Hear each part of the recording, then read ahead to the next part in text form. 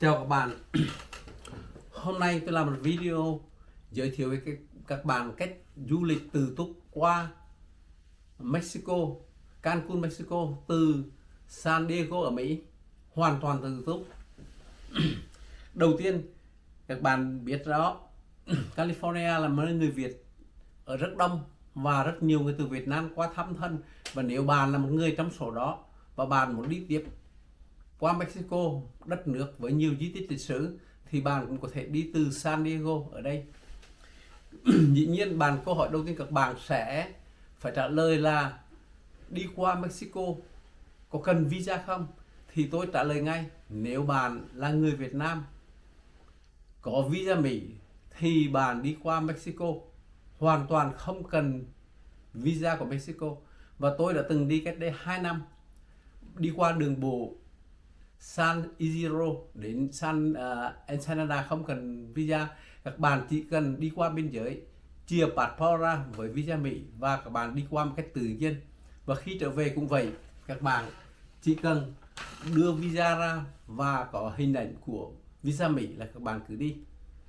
Hôm nay tôi trình bày một cách khác là các bạn đi bằng máy bay từ sân bay Tijuana, tức là sân bay ở biên giới, để đi vào trong nội địa ở thành phố Cancun ở phía gần với Trung Mỹ.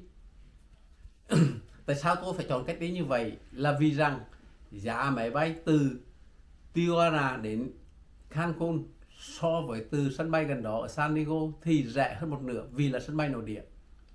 Bây giờ chúng tôi đến giải thích đi đến sân bay của Tijuana, cách thức đi như thế nào. Có một điều rất đặc biệt ở sân bay Tijuana là rằng sân bay Tijuana là sân bay sát biên giới, và vì nó sát biên giới và người ta nhập một terminal của sân bay chính là biên giới, có nghĩa rằng bạn đi đến biên giới của Mỹ, đó chính là một cái terminal để đi vào sân bay. Có lẽ hơi khó hiểu, nhưng bạn hãy tưởng tượng như thế này: nếu các bạn đi đến một sân bay nào đó thì thường người ta giới thiệu bạn đến một sân bay, một terminal, rồi từ đó bạn lên máy bay. Nhưng ở đây terminal chính là cửa khẩu của sân bay và nó được gọi là CBS, viết tắt của Cross Boarding Express. Và hôm nay tôi giải thích cho các bạn cách đi. Khi các bạn đến sân bay, cửa khẩu sân bay đó, thì các bạn cần 4 giấy tờ. Thứ nhất là passport với visa Mỹ, dĩ nhiên các bạn đã có. Cái thứ hai là boarding pass. Cái này cũng dễ, vì chính đây là cửa khẩu và có nhân viên của hãng máy bay của bạn và sẽ làm giấy boarding pass và in ra cho bạn. Đó là cái thứ hai. Cái thứ ba là các bạn phải có một CBS ticket và bạn đi đến một kiosk, hay nói cách khác là một cái máy tự động, và bạn nhập các thông tin của bạn vào, ví dụ như số máy bay, số passport, thẻ boarding pass, và khi đó bạn trả bằng visa Mỹ thì trả bằng thẻ visa thì nó sẽ tự động in ra cho bạn. Cái thứ tư là một khai báo hải quan.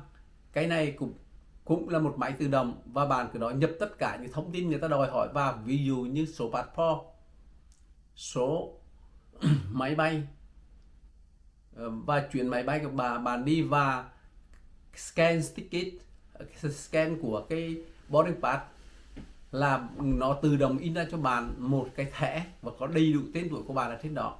Và bạn cứ cầm 4 tờ giấy đó rất là nhỏ thôi, đi đến một nhân viên ở cái cửa khẩu đi vào, và các bạn quét bằng cái thẻ CBS, mã số trên CBS mà bạn vừa mua, và cửa khẩu sẽ mở ra và người ta sẽ chào đón bạn.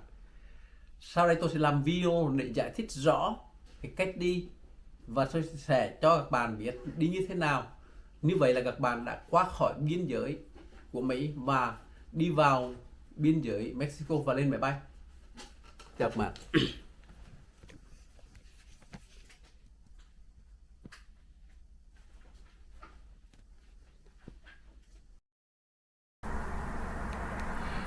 Chúng tôi đang đi đến cửa khẩu CBS ở biên giới Mỹ và Mexico, và đây chính là terminal của sân bay Tijuana luôn.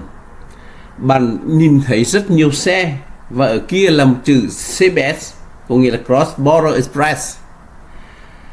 Có cả chữ Departure and Arrival, có nghĩa là chúng ta đang ở sân bay.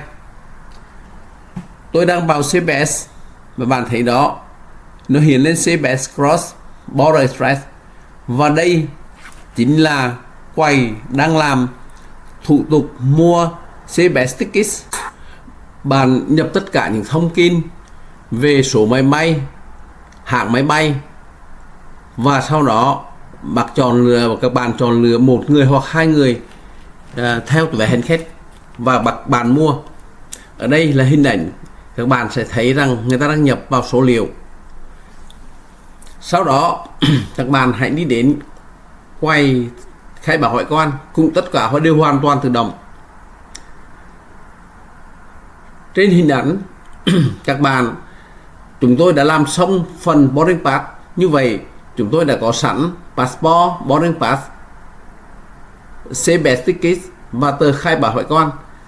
Ở đây nếu như các bạn cảm thấy lo lắng thì các bạn hãy nhờ các nhân viên ở đây, họ rất nhiệt tình để phục vụ các bạn. Các bạn khỏi cần phải lo lắng.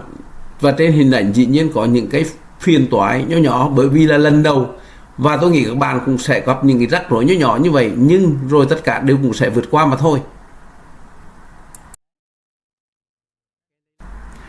Và như vậy là các bạn có passport với visa Bỉ, có boarding pass bạn đã làm trước đó ở một cái quầy mà tôi không ghi hình ở đây, và có nhân viên của hãng hàng không để giúp bạn. Bạn có một cái thẻ CBS, sau khi bạn nhập tất cả thông tin vào và bạn in ra, bạn đến có thẻ hải quan là cái thứ tư, bạn quét passport và hiện lên cả thông tin của bạn và những cái giấy tờ. Trong đó có một đặc biệt là bạn phải ghi cái chỗ nơi ở bên Mexico, và sau đó nó sẽ in ra một cái phiếu cho bạn. Từ phút này bạn đã đủ điều kiện và bạn đến một nhân viên ở cổng vào, đưa cho họ và họ sẽ quét cái thẻ BBS và bạn đi qua. Ở đây là hình ảnh mà tôi đã vừa đi vào cổng CBS và chúng tôi đi lên. Vùng này chính là vùng trung gian giữa Mỹ và Mexico. Và bây giờ chúng tôi đang đi vào một hành lang, nó giống một cái ống để dẫn từ biên giới Mỹ qua biên giới Mexico. Và đây là bản hướng dẫn đi vào sân bay Mexico Tijuana. Ở đây là hải quan như những nơi khác, và chúng ta làm thủ tục tương tự giống như nơi khác. Ở đây là chúng tôi đã vào ở trong sảnh departure, và như vậy là chúng tôi đã trình bày cho các bạn cái cách thức đi từ San Diego qua cửa khẩu biên giới CBS vào Mexico. Và đây là hình ảnh ngày đầu tiên chúng tôi đến Cancun. Đây là nhà trọ của tôi, và đây là bãi biển Cancun. Nó rất xinh đẹp và rất sạch sẽ. Video của chúng tôi đến đây là hết. Nếu các bạn thấy một chút nào hữu ích thì xin các bạn hãy đăng ký và like cho chúng tôi. Chúng tôi thành thật cảm ơn các bạn rất nhiều.